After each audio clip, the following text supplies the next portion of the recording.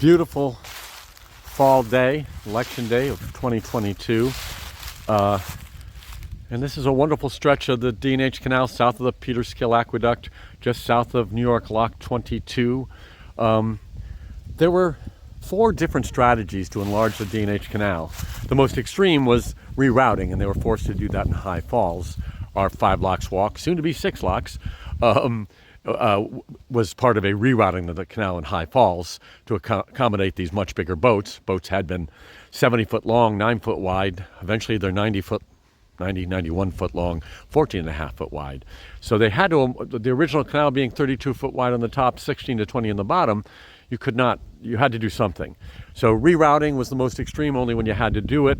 The most common was to widen, either more often to take the towpath and move it out. And those of you who follow my Where Is Our Historians, I'm constantly pointing out the signs of the early towing path on that side. It makes sense. The berm side very often already was the side of a hill, and it would be far more work to widen on that side.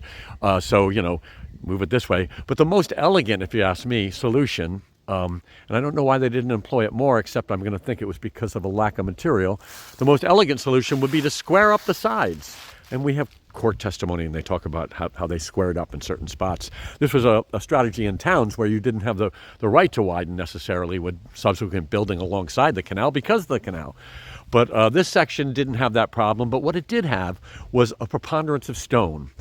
In the environs around Lock 22, there were Shawangum conglomerate millstone quarries, but clearly they quarried stone for other things. So my surmise is that this section is a beautiful section that you can see on both sides, squared up stonework, and I don't have to get in here with a measuring tape to know that that's probably the exact 32 foot wide it always was.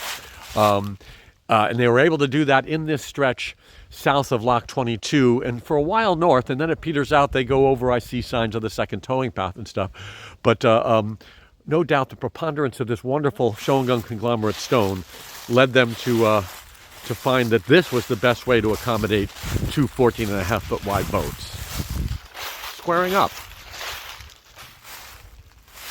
And just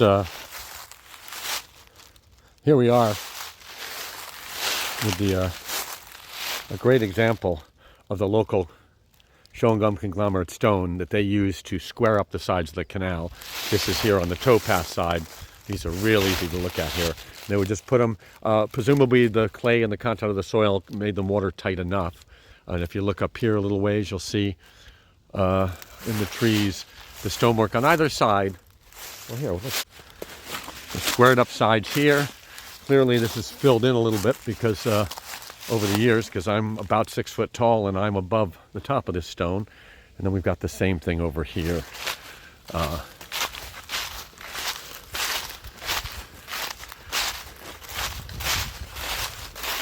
you can see both sides, you can look down at a rectangle instead of a prism.